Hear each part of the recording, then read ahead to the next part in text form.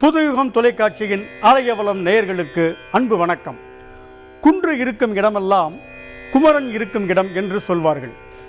ஏனெனில் தமிழ் கடவுளான முருகப்பெருமான் குறிஞ்சி திணை எனப்படும் மலை சூழ்ந்த நிலத்துக்குரிய கடவுள். இதனை பழந்தமிழ் இலக்கண நூலான தொல்காப்பியம் சேயோன் மேய மைவரை உலகமும் என்று உரைத்துள்ளது. சேய் என்றால் குழந்தை என்ற பொருளோடு சிவந்த என்ற பொருளும் உண்டு. சிவபெருமானின் நெற்றிக் கண்ணிலிருந்து தோன்றிய குழந்தை கடவுளான முருகன் சிவந்த நிறமுடையவன். ஆகையால் சேயோன் என்ற பெயர் இரு விதங்களிலும் முருகனுக்கு பொருத்தமாக விளங்குகிறது. மை என்றால் இருட்டு என்று பொருள், வரை என்றால் மலை என்று பொருள். மரங்கள் உள்ளிட்ட தாவரங்கள் அடர்ந்திருப்பதால் மலைப்பகுதிகள் பகல் வேளையிலும் இருட்டாகத்தான் இருக்கும். ஆகையால் தான் குறிஞ்சி நிலத்தை மைவரை உலகம் என்றார் தொல்காப்பியர். குறிஞ்சி திணை என்பது காதலர்கள் ஒன்று சேரும் நிலத்தை குறிக்கிறது. இதனை உணர்த்தத்தான் மலைப்பெண்ணான வள்ளியை முருகன் காதலித்து கரம் பிடித்துள்ளார். அந்த வகையில் திருமணம் கைகூடவும் திருமண வாழ்வில் மனமொத்து வாழவும் அருளுகின்ற கடவுளாக முருகப்பெருமான் திகழ்கிறார். மேலும் சேயோன் என்றும் பெயர் பெற்றிருப்பதால் குழந்தை பேறு வழங்குகின்ற கடவுளாகவும் முருகன் விளங்குகிறார். இதனை உணர்த்தும் வகையில் பாலமுருகன் என்ற திருப்பெயரிலேயே பல திருத்தலங்களில் முருகன் தரிசனம் கொடுக்கிறார். குன்றுதோர் ஆடல் என்ற சொல்லுக்கு இணங்க பல்வேறு குன்றங்களில் கோவில் கொண்டிருக்கும் முருகப்பெருமான் பாலமுருகனாக அருளாட்சி நடத்தும் திருத்தலம்தான் ராணிப்பேட்டை மாவட்டம் ரத்னகிரியில் உள்ள பாலமுருகன் திருக்கோவில். இந்த ஆலயத்தின் ஆன்மீக சிறப்புகளை இன்றைய ஆலயவளம் நிகழ்ச்சியில் அகங்குளிர காண்போம்.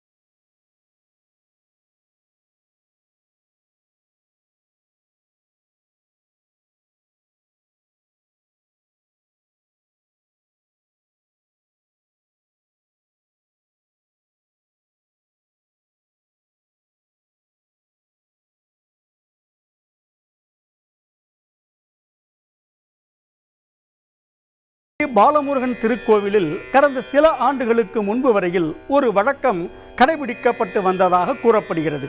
அதன்படி முறைப்பெண்ணும் முறை மாப்பிள்ளையும் பொங்கல் பண்டிகைக்கு மறுநாள் இந்த கோவிலுக்கு பூக்களோடு வருவார்களாம். பாலமுருகனை வணங்கிவிட்டு முறை மாப்பிள்ளைகள் தத்தம் வருங்கால மனைவிக்கு தாங்கள் கொண்டு வந்த பூக்களை சூட்டுவார்களாம். இதனால் திருமணம் இனிமையாக நடந்தேறி அனைத்து சௌபாக்கியங்களுடனும் எதிர்கால இல்லற வாழ்க்கை சிறப்பாக நடைபெறும் என்பது பக்தர்களின் நம்பிக்கை. இத்தகைய அதிசய வழக்கம் அனுசரிக்கப்பட்ட ரத்னகிரி பாலமுருகன் திருக்கோவில் தொடர்பான ஆலயவலம் நிகழ்ச்சி சிறிய இடைவேளைக்கு பின் தொடரும்.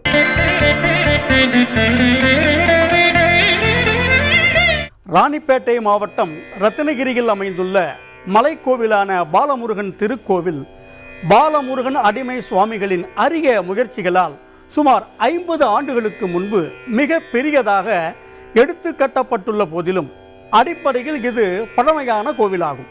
கடந்த 14ஆம் நூற்றாண்டில் வாழ்ந்த முருகன் அருளாளரான அருணகிரிநாதரால் திருப்புகழில் போற்றப்பட்டுள்ள திருத்தலமாக இது கருதப்படுகிறது. சுற்ற கவடோடு பல சூது வினையான என தொடங்கும் திருப்புகழ் பாடலில் திக்கு முகிலாட அறியாட அயனாட சிவனொத்து விளையாட பறை ஆடவரர் ஆட பல திக்கு அசுரர் வாட சுரர் பாட எதிர்கலம் மீதே எத்திசையும் நாடி யமனார் நினமோடு ஆட பிளமிக்க நரியாட கழுதாட கொடியாட சமர் எற்றி வருபூத கனமாட ஒளியாட விடுவடிவேலா எத்தியொரு மானை தினை காவல் வள பூவை தனை சித்தமலை காமுகா குகா நம சிவாயனொடு ரத்தினகிரி வாழ் முருகனே இளையவா அமரர் பெருமாளே என்று முருகப்பெருமானை அருணகிரியார் துதித்துள்ளார். எல்லா திசைகளிலும் மேகக்கூட்டங்கள் இடி முழக்கத்தோடு ஆட திருமால் ஆட பிரம்மன் ஆட சிவனும் இணைந்து மகிழ்ச்சியோடு விளையாட பராசக்தி உடன் ஆட சிறந்த முனிவர்கள் கொண்டாட பல திசைகளிலும் இருந்த அரக்கர்கள் வாட தேவர்கள் புகழ் பாட வேதங்கள் போற்றி பாட எதிர்த்து வந்த போர்க்களத்தில் அனைத்து திசைகளையும் தேடிச் சென்று யமதேவன் எதிரிகளின் மாமிச குழுப்பின் மீது நடனமாட பலமிக்க நரி தனக்கு உணவு கிடைக்கிறதே என்று கூத்தாட பேய்கள் ஆட வெற்றி கொடிகசைந்தாட போரில் புகுந்த பூத கணங்கள் ஆட ஒளி வீசும்படியாக கூர்மையான வேலாயுதத்தை வீசி எறிந்த அழகிய வேலவனே மான் போன்றவளும் திணைப்புணம் காப்பதில் ஈடுபட்டிருந்தவளுமான பூ போன்ற வள்ளியை பலவித வேடங்கள் தரித்து வந்து ஏமாற்றி அவளது உள்ளத்தை அலைபாய வைத்த காதலனே குகனே சிவபெருமானோடு ரத்தினகிரி என்ற தலத்தில் வாழ்கின்ற முருகனே என்றும் இளையவனே தேவர்களை காக்கும் பெருமானே என்று இதற்கு பொருள். இத்தகைய சிறப்பு வாய்ந்த பக்தர்களை காப்பதில் வல்லவரான முருகப்பெருமான் அருளாட்சி நடத்தும் ரத்னகிரி பாலமுருகன் திருக்கோவில் குறித்த ஆலயவலம் நிகழ்ச்சி தொடர்கிறது.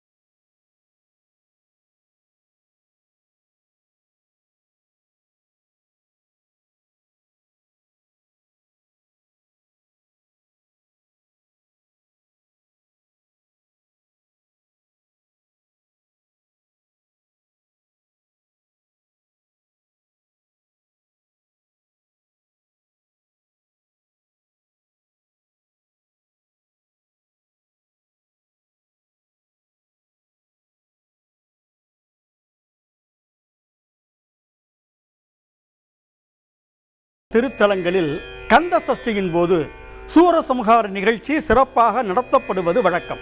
ஆனால் ரத்னகிரி பாலமுருகன் திருக்கோவிலில் முருகப்பெருமான் பால வடிவில் அருள் பாலிப்பதாக கருதப்படுவதால் இங்கே கந்த சஷ்டி விழாவின் போது சூரசம்ஹாரம் நடைபெறுவதில்லை.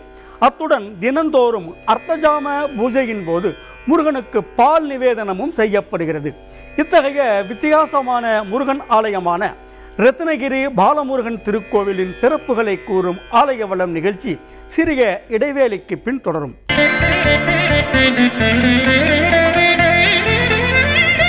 ரத்னகிரியில் முருகப்பெருமானை தரிசிக்கச் செல்லும் பக்தர்கள் பெரும்பாலும் சன்னதி வாசலிலேயே பாலமுருகனடிமை சுவாமிகளை பார்க்கலாம்.